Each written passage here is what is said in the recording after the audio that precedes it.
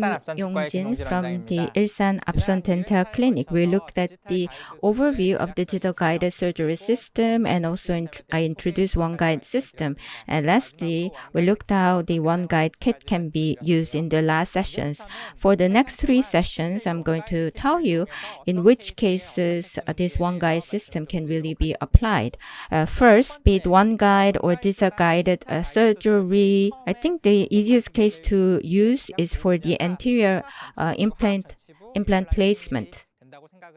So first, why do you need to use guided surgery system for the anterior part? As you know, on the upper anterior part, if you position the implant in the wrong position or the angle is wrong, then it could lead to these disaster results. So it's really tricky to place anterior part implant.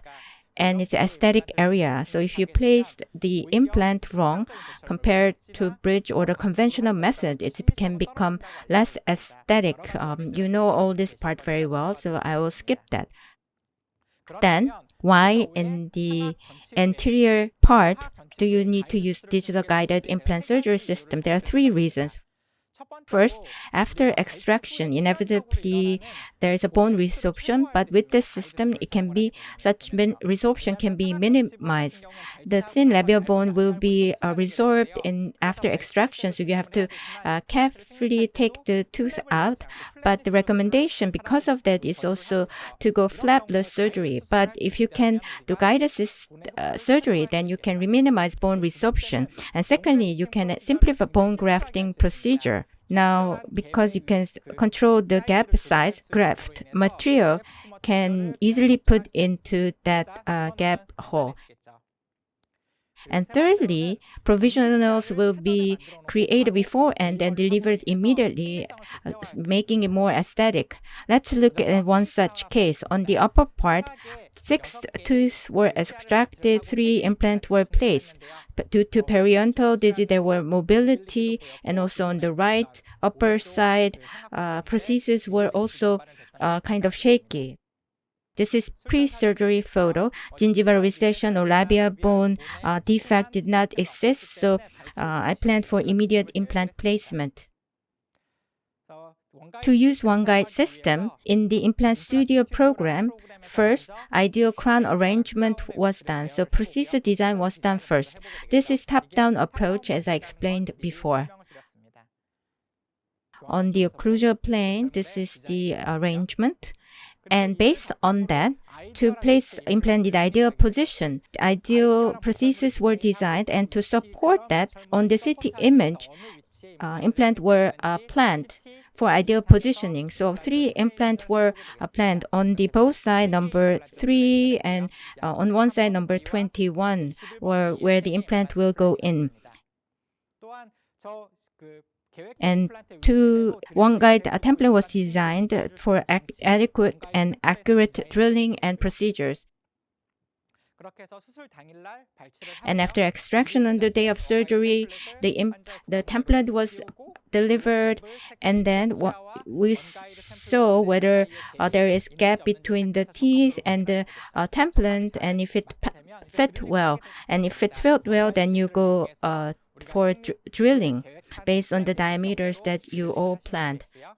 And before that, OneFit, the CAD/CAM abutment by Ostem, was also something I had ordered. So I not only ordered the guide, but I wanted to deliver CAD/CAM abutment immediately after surgery. So I even asked for prefabrication of this CAD/CAM abutment that's customized to the patient. So if everything was placed correctly, then CAD/CAM abutment that was prefabricated will also go in the right place. So I put 3-1, and even the PMA type bridge was prefabricated, and I delivered. Of course, socket preservation and graft material in the gap area were fully packed. Now, after surgery, this is panorama photo. And this is PA after surgery. As you can see, prefabricated abutments are placed very well. Now, without opening flap, using the abutment and temporary that you prefabricated were used, then you can have excellent gingiva feeling and patient will feel less uncomfortable. This is 8 weeks post-op. You see on the upper side, there's a TMA bridge. It's not the final prosthesis, but it's still very aesthetic, and papillary recession does not exist, and labial gingiva recession also do not exist. This is 12 weeks post-op. To deliver final prosthesis, temporaries or provisionals were removed, and as you can see, adequate pontic base is used, and for gingiva molding, then the papillas can be really created very well. And I delivered the final prosthesis, and this is photo taken afterwards. And to place the implant, I did not use a blade or did not do any suturing because flap was not open, and that is the strength of the guided system surgery. This is after delivering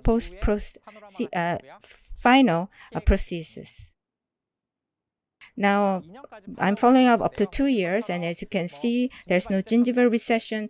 Of course, gingiva biotype of this patient was thick, but even for thin biotype, this guided, I think surgery is very much needed. No problem exists for this patient. The aesthetics are very good. Patient is also very satisfied. Now, on the upper anterior part, I showed you how the one-guide system can be used. On the lower anterior part is also a challenging area to place implant there. There are a lot of issues.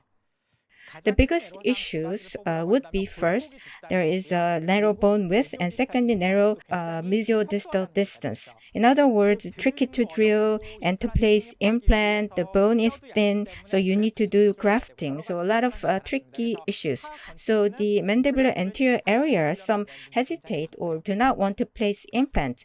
And anatomical condition shows that there is narrow interdental space, and mesiodistal distance is also very narrow. And because of that, typically, if you want to place a typical two-piece implant, then you have to do block bone graft or smart builder or os builder, and other customized titanium mesh needs to be used for GBR. So it's really complicated. Another thing is that even if the bone width is narrow and measure distance, distal distance is adequate, you can come across like this case. So if you place implant, measure distal distance is narrow, so mount type two-piece implant, if it's placed, then mount driver can get jammed. So I want to place implant in the good size, but there's a tilting to the buccal and labial side.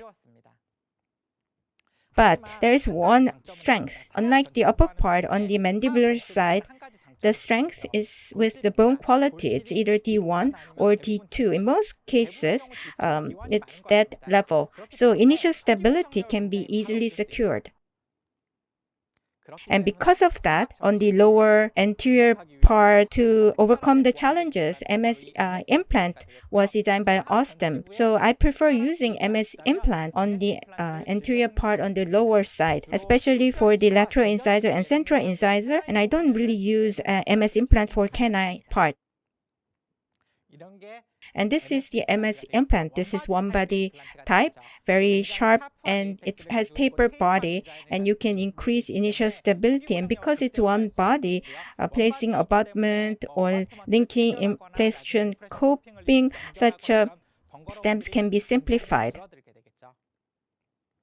And because of that, in the narrow bone width, and even in those cases, MS implant is very narrow in a width, so you can place them there. And measure distal distance, even if it's narrow, you can use MS implant. So for single missing case on the lower anterior part, this is very good system. And even for multiple missing cases, I think it can work very well. So let's talk about MS implant case. It's where number 32 has been fractured while eating. And on PA side, you can see the fractured line. And there is a fracture, and the crowns that was moving was removed and root rest remade. So you can use two-piece type implant, but after that, on top of that, the abutment on the cervical side, the diameter is more than 4.0. So for the adjacent natural teeth, the mesial-distal distance, with that there's no much of interoperability, and it will be very much detectable. But for MS implant, its diameter is 2.0, 2.5, and 3. So the abutment part is very slim. Hence, after making final prosthesis with the natural adjacent teeth and the cervical side, it will be very much well matching. And that's why for this patient, I went with MS implant. I carefully extracted and used periotomy atraumatic extraction, and then use this implant where the gingival height was 4.0. So again, this is MS implant. Initial stability was okay, about 30 newtons. And this is the photos. So as you can see, after placing MS implant, this is one body implant, so provisional cap.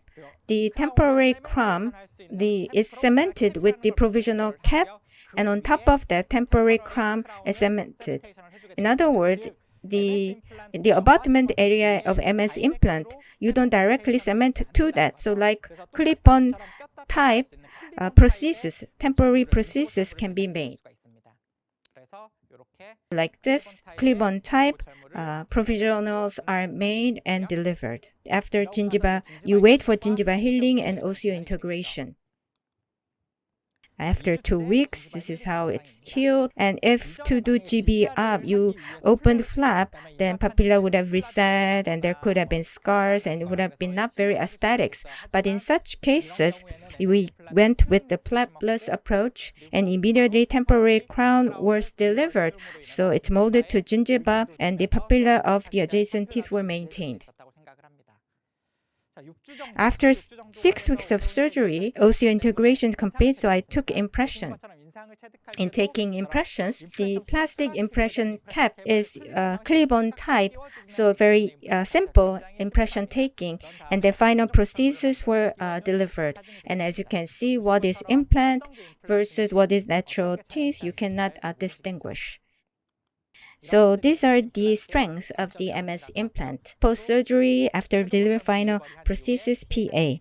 24 weeks later, you see there is a good maintenance, and this is PA. And as you can see, around one body implant, this is how the bone looks. There's not much of marginal bone loss. It's well maintained. So on the lower anterior side, in case of single missing, diameter, if the thick implant, you had to do GBR block bone grafting, but by using MS implant, such procedures can be eliminated and implant placement can become very simple. But still, MS implant is very much dependent on the surgeon's experience. One body implant, so abutment, bending depth area, or in two-piece type abutment, the angle compensation or correction is not possible. So in this implant, mesial-distal buccolingual position and angulation needs all to be correct.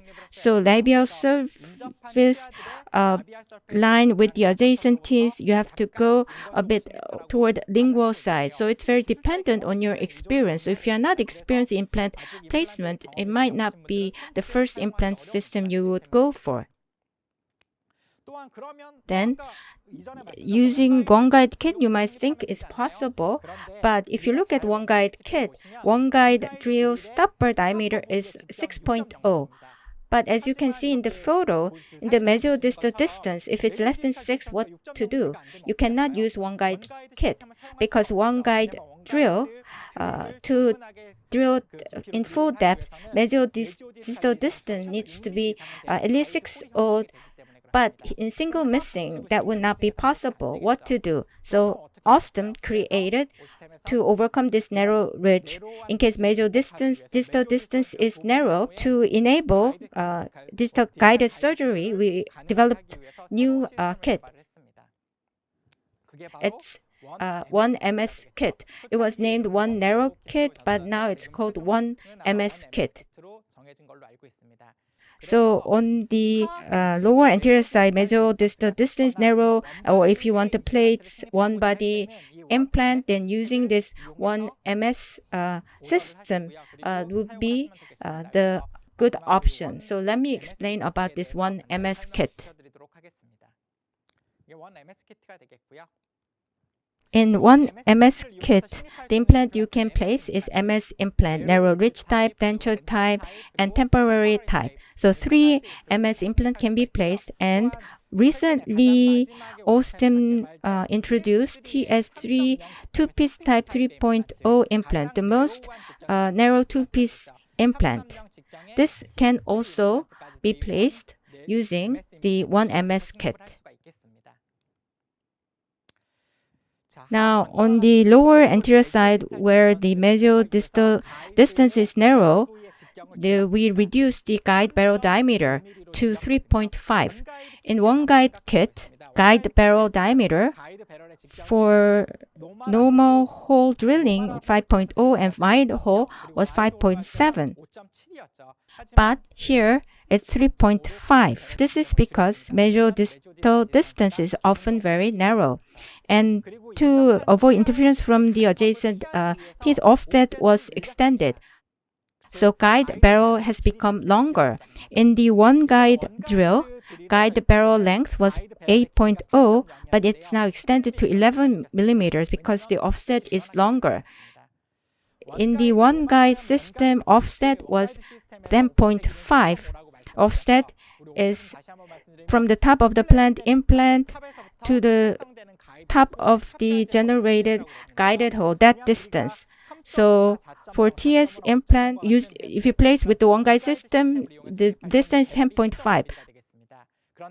But with this OneMS system, it's extended to 13.5, and guide barrel length has also been extended.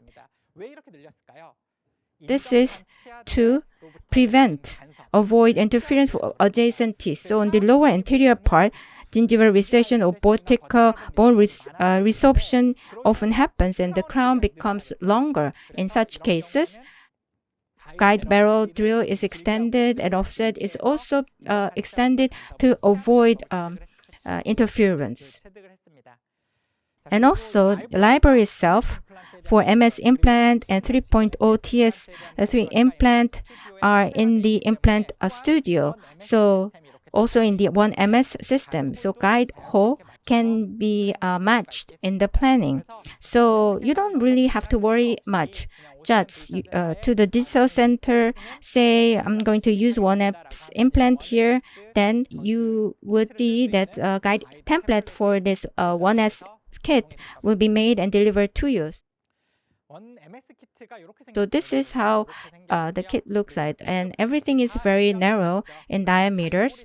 Flattening the others are same as in the one guide kit, and implant drivers and drills are included. Now, in case of tissue punch, on the lower anterior side, gingiva is thin, so you don't often use it. But if you need it, then you can use this tissue punch. And flattening drill, the sharply remaining bone or irregular cortical bone or to flatten them, flattening drill can be used. And I explained about this in the one guide kit.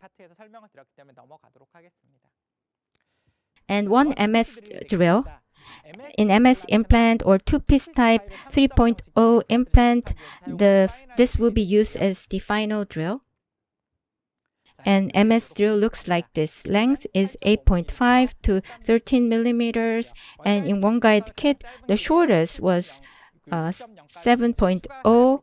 And you have to buy extra for 6.0. But here, it's from 8.5. And also, on the lower part, if you have D1 bone, then if you have too excessive torque, then compression necrosis or bone heating could be the result. So the cortical drill can be used to overcome such challenges. And to place implant, you have drivers, narrow ridge type, MS implant can be used with this driver, and other types of implant can be used with this matching drivers. Now, MS implant narrow ridge type is one body type, and gingiva height, there are two variants, 2.5 and 4.0. So the planned implant gingiva height will determine the depth that you need to go into. So for MS, you have a dedicated fixture driver, and there is a thick line, and top and bottom part of the line, the gap is 1.5 millimeters. So gingiva height is 2.5 of your implant. The guide hole top needs to go to the top of this line. That's how you control depth. If the gingiva height is 4.0 of your implant, then the guide type needs to be matching to the bottom of this line. Now, how to use it? MS implant has a sharp apical area. It looks as if it's bone screw. So you don't have to do full depth drilling. It sort of self-penetrates. And initial stability is designed to be strong. So based on the surgeon's experience, you drill and place the implant. But one thing you need to remember here is that on the lower anterior part, long implant is something you would place, and 11.5 or 13 millimeter implant, in placing even those implants, in using OneMS drill, you have to start with the short drill, because if you start with the long drills, then the guide hole's length and the drill length, if it's not matches, if the drill is longer, then guide hole or guide barrel's initial contact would not be possible. So guide hole cannot guide the drill. So in other words, in the same diameter, 8.5, use that as initial drill, then extend the length. In the one guide kit, diameter were extended. You use initial drill and then F3.5, 4.0, 4.5. So you increased diameter, but in OneMS kit, not diameter, but length will be increased, because 1.5 or 1.8 drill and place in 1.5 diameter MS implant is how you go. So you don't have to increase diameter, you just increase the length. And the bone quality here is good. So there could be limit in irrigation if you use too long ones. And because of these irrigation issues, carefully, sequentially, you increase the size. And guide contact would happen with 8.5, so you start with that. And then 11.5 or 13 drill needs to be used for double contact concept. So this is the drilling sequence. In most cases, the implant that I want to place, minus 0.7 should be the final drill that you use. So for 2.5, it's 1.8, 3.0, you use this type of drill. This is when the bone quality is normal, but on the lower anterior side, D1 or D2 are typical bone quality, so normal drilling procedures is something that you could use. Then, once you build experience, then you might think without guide you can place OneMS implant. But there are cases where you need to guide. If such patient came to you and said, I want implant, then what would you do? Could say, recommend bridge because implant is not possible. But with MS, you can place implant. But even in these cases, without using guide, placing MS implant is not something I would go for. So let me show you one case. 21-year-old female. So on the canine side, there's a missing tooth. So did orthodontic treatment and secured some space. So came to me to have implant. And as you can see this, the MS implants, you can say I could just place that, but the mesial-distal distance might be okay, but buccolingual side, because there is a missing tooth, so it was very thin. So this is the front photo, and hence I place MS implant and decide to use OneMS system kit. So I took photos, took the scan, and sent to the digital center, and received this template from the center, placed in the mouth, placed implant. 2 implant flapless. So it went according to plan. I had initial stability that was good. This after photo. And one more thing, as I said,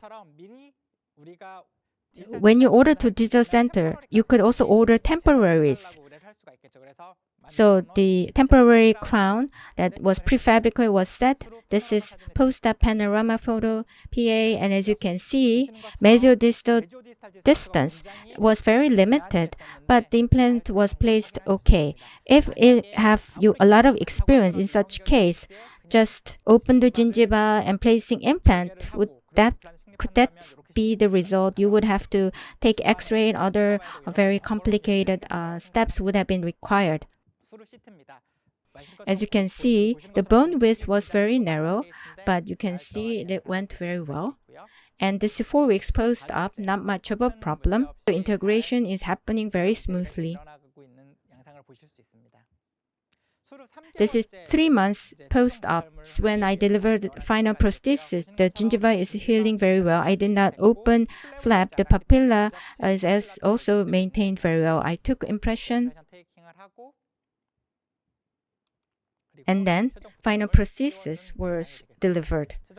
And even after that, what is implant, what is natural teeth cannot be distinguished. So it's very aesthetic. If the MS implant was placed without any support, it could have gone okay, but it might have also not been very aesthetic.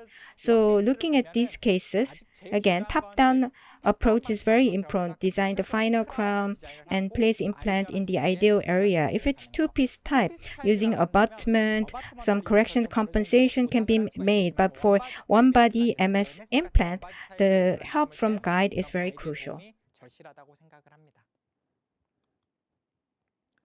So after final restoration, panorama picture and PA picture, without much of a bone resorption, you can see it's healing nicely.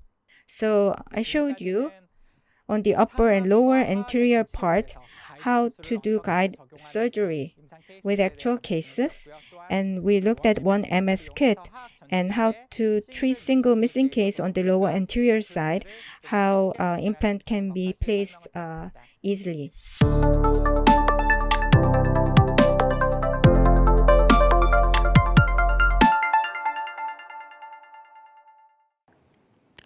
So when placing MS implant, what should be the initial stability is the question I was often asked. Same STS type implant, 30 to 40 newtons would be sufficient for immediate loading. So on the lower anterior part, placing MS implant, you don't have to worry about initial stability too much because bone quality there is good. And if I may share with you my own tip, then diameter, I just drill up to the guided line. So 2.5 implant, then up to 1.8, I do the drilling. So using the depth, I control initial stability. So 10 millimeter MS implant, then drilling depth will be about 8.5, and using 1.5 remaining, I try to secure initial stability. After placing MS implant, it is because usually you have to do immediate loading. Next, how do you deliver temporaries or provisionals? Now, in the first case of the MS implant, provisional cap was placed on the abutment, and on top of this, there was cementation. But in the Austin Digital Center, if you tell them to use OneMS system, then temporary will come that fit to your abutment. So it might be a new step, because after placement, putting temporary cap on top of that prefabricated, if you want to put provisional, then it doesn't fit, because there is no temporary cap library, only library for abutment. So using OneMS system, placing OneMS implant, then provisional cap. The temporary plastic cap will not have to be used. You can just submit to the abutment. That is the difference. So I hope that you will not get confused about this.